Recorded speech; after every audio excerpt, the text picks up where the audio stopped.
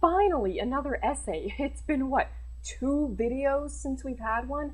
That will not do. I chose to do this video on Jacksfilms because he's popular and I can leech off his name. Just kidding. No, he actually is really thought-provoking and a great example of postmodernist art in the digital era. Jacksfilms is one of the few early big YouTubers who is still relevant today. In fact, probably even more relevant right now. Last time we discussed MPGIS as a response to mainstream movies and film, and before that, Filthy Frank, Max Mofo, and iDubbbz as a response to mainstream YouTube. Jacksfilms is similar, though seems to be more of a response to mainstream American culture as a whole. John, who feels the need to pretend his name is Jack, is clearly very aware of how the internet has shaped modern culture, particularly teen culture, but also how that works in reverse. So if New Wave, which is what the Cancer Crew roughly are, is direct opposition to the mainstream, what is Jacksfilms? Well, he's more direct satire of the mainstream. One of the key concepts of postmodern art is irony and parody, something Jacksfilms loves to utilize in his work. His ironic use of mainstream fads manifests itself in his use of terms like fam squad, finna woke, or his aesthetic uses of fidget spinners and the dab. The best example, though, of all of this is the Emoji Movie era. The Emoji Movie.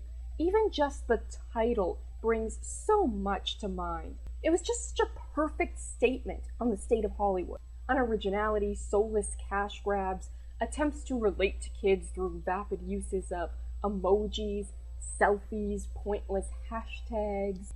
It had this cliche story, celebrity voice actors who added nothing, product placement, I could go on. It was just too perfect. People couldn't resist, including Jack. Instead of the typical lol emojis are cancer memes that flooded the internet at the time, he approached the film from a perspective of hype. What's the first thing you're gonna do after watching the Emoji Movie? See it again. How many times are you gonna see the Emoji Movie? Well, once for the story, another time to appreciate the cinematography, another for the score. He is playing a character that seems to be an embodiment of what an Emoji Movie producer would imagine the general public to be. A person they may have been thinking of when deciding an Emoji Movie was necessary. By far, the best example is the frame-by-frame analysis of the Emoji Movie. This video is over an hour long, deeply analyzing every second of the 1-minute trailer. I mean, who could put that much thought into something so clearly not meant to be taken as serious art? I mean, am I right? Of course, my favorite moment of this era would have to be... Since you're already planning on seeing the movie, why not come to our premiere as well? After 7 months of shitposting, I just got invited to the world premiere of the Emoji Movie. Postmodern art is about challenging what is considered art and elevating low forms of art, often ironically. It was very much about pissing off so-called real artists. Jacksfilms does this with the Emoji Movie by treating it as a flawless piece of high art. You gotta have some sort of purpose here. Gotta have some sort of purpose here. This is a very existential film. He's looking for purpose. We're all looking for purpose. Show of hands. Who's looking for purpose in their life? Who's ever stopped what you're doing? Who's ever stopped what you're doing and just kind of like looked at yourself, you know, in a third person perspective and just realized, what am I doing? What is my purpose here? Why are we sent here? What am I doing? What happens when I die? And what is my purpose? His faux sincerity is so perfect. I mean, he was invited to the damn premiere. I don't know if Sony knew he was memeing and were like trying to sell the movie as so bad it's good, or if they thought he was being genuine. Either way, amazing. But this false sincerity is found across Jack's channel. For example, in the video Top 10 YouTube Videos. This ironic love of low art is exactly what postmodernism is all about, celebrating trash, not unlike John Waters. Well, a little less extreme, but the comparison stands. A very important aspect of postmodernist art is the blurring of lines between high and low forms of art. In the trailer analysis video, it's quite clear that this is what Jack is doing. Is Jacksfilms an example of pop art, a subset of the postmodern art movement? Now obviously pop art usually refers to a painting or drawing, but it can refer to anything, including video art. And since YouTube videos are pretty much the modern equivalent to the video art movement of the 70s and 80s, certainly much more than million-dollar art installations, as much as upper-class artists would like to believe they're revolutionary like the penniless hippies who inspired them, sorry, it's actually the YouTubers. Now, a lot of you may find this a really stupid thing to do, but I'm gonna do it anyways. Let's for a minute compare the body of work of Jacksfilms and Andy Warhol. Andy Warhol is, of course, who everyone thinks of when they think of pop art, and that's because his work just so clearly represents the intent of pop art. Now, luckily, Jack did not take after the let's intentionally bore the audience to tears to make a statement approach, but instead is more comparable to Andy's paintings. Warhol's most famous piece, The Soup Cans, represents one of the major pillars of pop art, the celebration of consumerism. By choosing a mundane commercial product like Campbell's can of soup, the silkscreen prints represent the way art is mass-produced as a consumer good. Jacksfilms' Emoji Movie videos do exactly this as well. He's ironically celebrating a soulless cash grab of a movie and treating it with the utmost respect. He's done this with tons of other stuff too.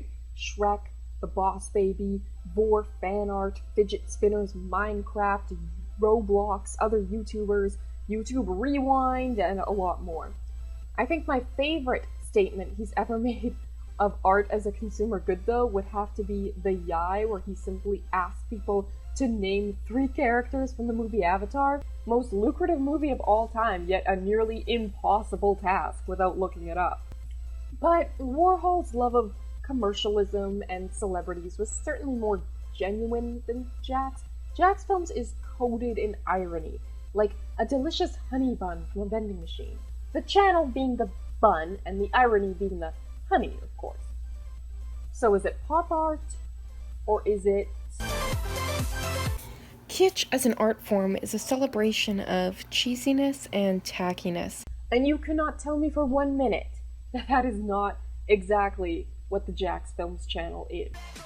It's so bad, it's good, and then it goes back to bad again. See, that right there is my jam. Those awful 3D spinny intros that add nothing to the video, that's what I want. Kitsch was a term historically used negatively or dismissively, but there exist communities that appreciate kitsch art as an art form.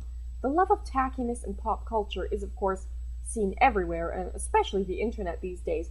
Jacksfilms loves to celebrate the gaudy tackiness of pop culture. The main components of kitsch, though, is that the work is cheap, popular, and marketable. Jack's videos are very cheap to produce. They are very popular with over 4 million subscribers, especially his Yai videos. They're ingenious, really. By participating with the audience, he is constantly giving people this hope that they'll get their second of fame, have their joke noticed. You know, I've been following Jacksfilms since, like, early 2012, and I have never yet had one of my answers used in Yai or Jackass. I've never even had one of my submissions used for YGS. But it is brilliant marketing. They are also these short, little, bite-sized, funny videos. They're perfect. Plus, you have to see the next question to get your small chance of being featured, so everyone keeps clicking and commenting and following on Twitter. It's genius. I do believe I am the first person to compare Jacksfilms to kitsch art. I've definitely heard people call him campy before, but that's not technically correct. Kitsch is the way the art is produced, camp is the way the art is consumed. So something that's meant to be taken seriously, like Cool Cat or The Room, but enjoyed ironically, that is camp. But something that is intentionally tacky and cheesy and goofy, that is kitsch. You may think that Jacksfilms fits more in with kitsch or pop art. I definitely think he's postmodernist. I definitely think that he is an example of video art in the digital era, in the internet age. And in conclusion, he's just the greatest artist of our time. I feel like I've said that about someone else before. Oh, speaking of that video, it's back up. It's back up on my channel right now. A lot of you didn't even realize it was back up. A lot of you didn't even realize it was gone or why it was gone. Some people thought I took it down, which, like, no, I would never do that. Like, no, I love that video. So go to my channel and check that out if you want to see it again, or if you haven't seen it, you should definitely see it, especially if you like this video, because this is kind of my thing, is these type of essays. This is like my thing. So that's my Jacksfilms video. I really hope you liked it. See you next time. Hey boys, there's something you forgot to do today. You were supposed to click the subscribe button on this channel. You better do it right away. You better fucking click subscribe if you want more dope-ass video essays. I mean, really smart, intellectual video essays on YouTubers and cartoons and other stupid shit. I mean, other brilliant works of art.